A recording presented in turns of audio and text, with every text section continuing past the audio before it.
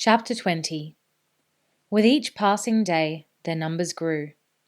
As the Emperor's party clawed and stumbled up the steep, muddy mountain tracks, climbing one ridge, descending the other side, then climbing the next, which always seemed to be steeper and higher than the one before it, more and more Kikori quietly joined their group. They would emerge silently from the trees, having travelled secret and dangerous paths known only to the mountain people, make a simple obeisance to Shigeru, then attach themselves to the column.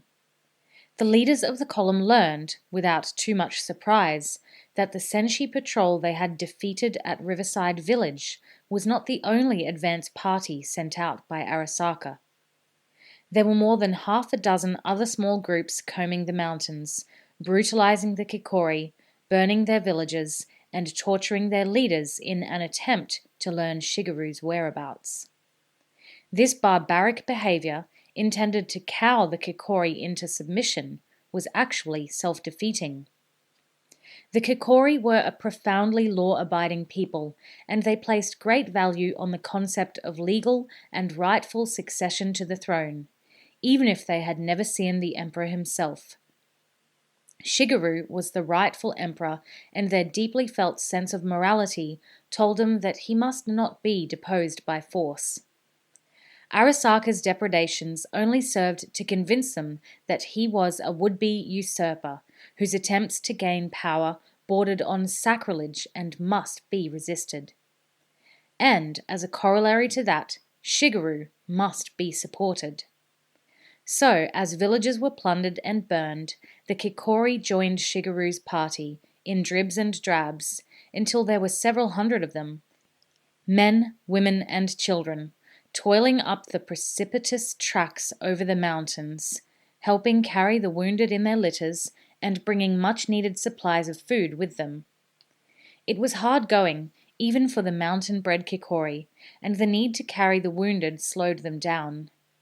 Shukin, Shigeru, and Horace were constantly aware that Arasaka's main force was somewhere behind them, closing the gap between them each day. "If only we knew where he was," Shukin said. He had called a brief halt at noon, and the bearers had gratefully set down the litters and sprawled beside the track. Some took the opportunity to eat a little of the food they carried. Others simply lay back, resting and regaining their strength, trying to let a few minutes' respite ease the ache of strained muscles. Without anything being said, Horace had become one of the small group leading the trek. Shigeru had recognized his worth as an expert warrior and an experienced campaigner, and was grateful to have someone share the burden that his cousin Shukin had assumed. Looking at his two main supporters now, the Emperor smiled ruefully. They were far from the idealized picture of a royal party, he thought.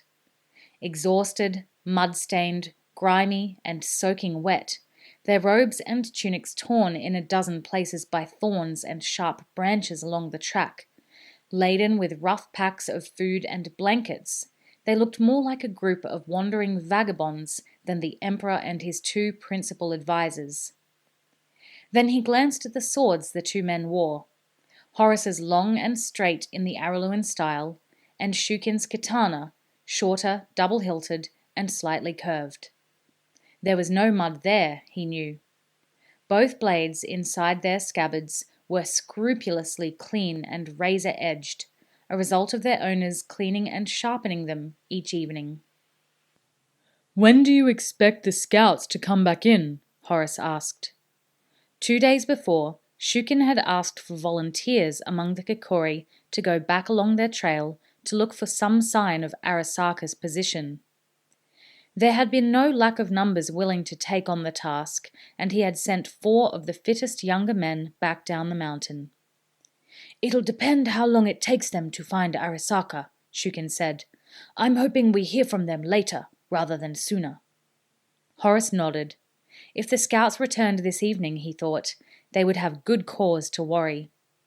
Allowing for the fact that the lightly laden Kikori, expert in traversing this country, would travel much faster than Arasaka's men, They would still have to travel double the distance there and back.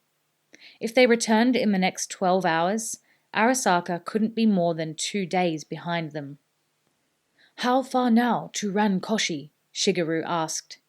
Shukin shrugged in reply. "Toru says about 5 leagues as the crow flies." Horace grimaced. "We're not crows," he said, and Shigeru smiled tiredly. "More's the pity." 5 leagues was over 20 kilometers, Horace estimated.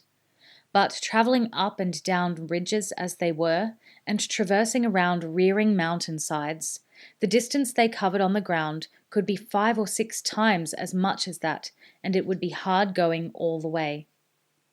"We should be there in 4 days if all goes well," Shukin said hopefully.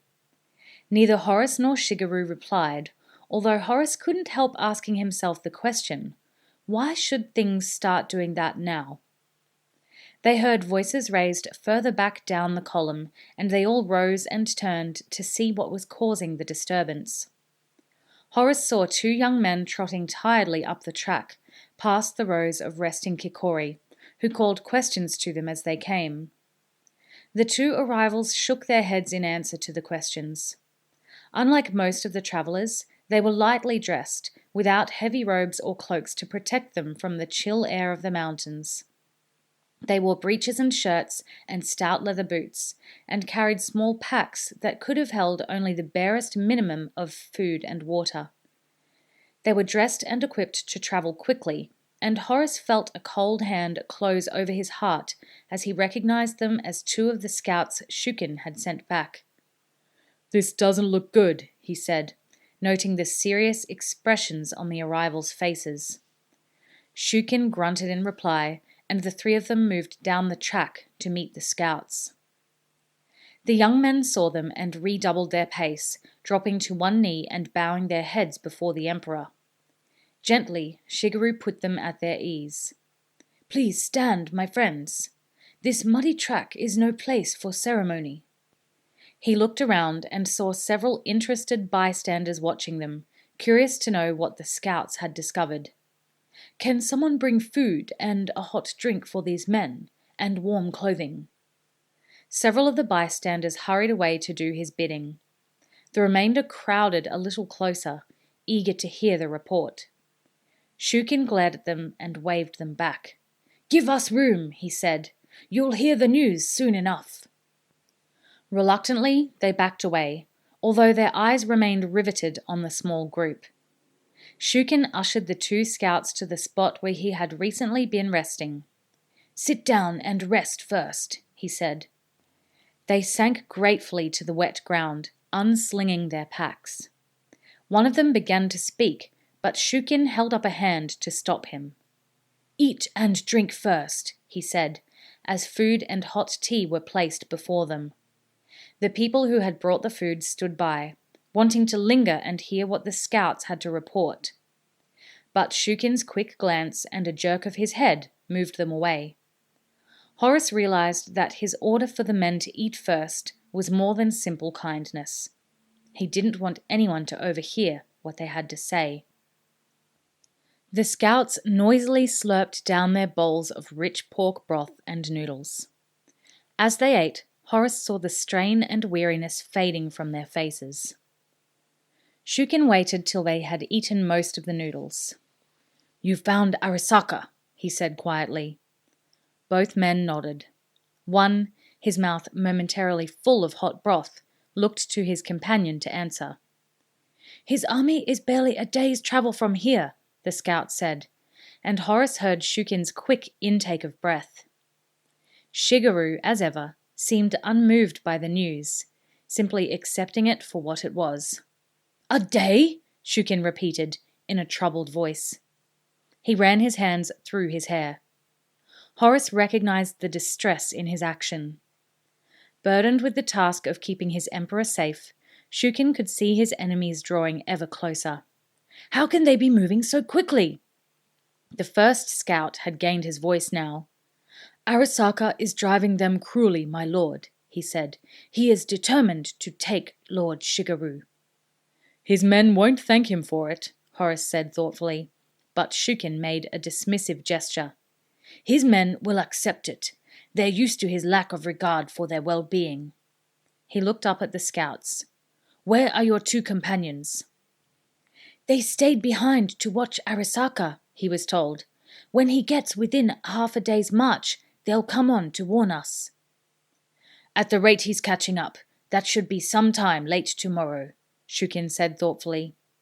He unrolled the map of the mountains that he and Toru had drawn up and pondered it. Arasaka was a day away from their present position. If they moved out now and kept moving, they would extend the time it would take to catch them. But even so, he was making ground on them too quickly. He looked up and nodded his gratitude to the scouts. Thank you both. You've done well.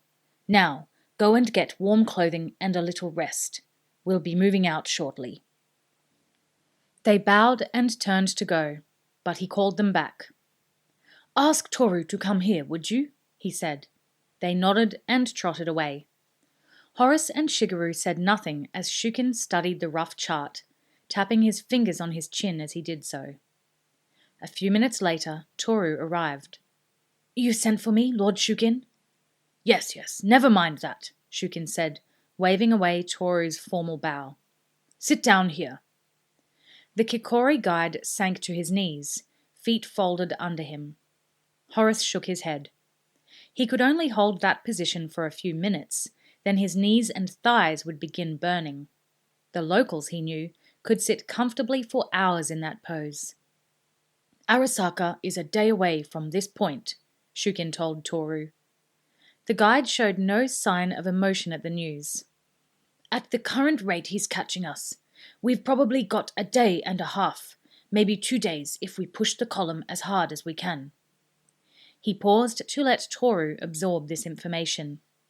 How long do you think it will take us to reach Rankoshi? The Kikori raised his eyes to meet Shukin's. At our current speed, at least 4 days. Shukin's shoulders sank. He had expected the answer, but had been hoping against hope that Toru might have better news. Then we have to find some way to delay him, Shukin said, after a moment's thought. Toru's face brightened, and he reached for the map, turning it towards him and studying it. Then he jabbed a forefinger at a spot. Here, Lord, he said, this ravine is impassable, except for a simple footbridge. If we destroy it, Arasaka will have to take a long detour along this ridge, down another, then across this narrow valley. And then he'll have to regain all that lost ground. His hand swept in a long curve across the map. It will take him at least 2 weeks. Shukin nodded in satisfaction. Excellent. We'll destroy the bridge. When will we reach it? Toru's face fell as he saw the fault in his suggestion. Lord, the bridge is 2 days away. Arasaka will catch us before we reach it. There was a long silence. Then Shukin took the map and deliberately rolled it and replaced it in the leather tube that protected it from the elements. Then we'll have to buy a little more time along the way, he said.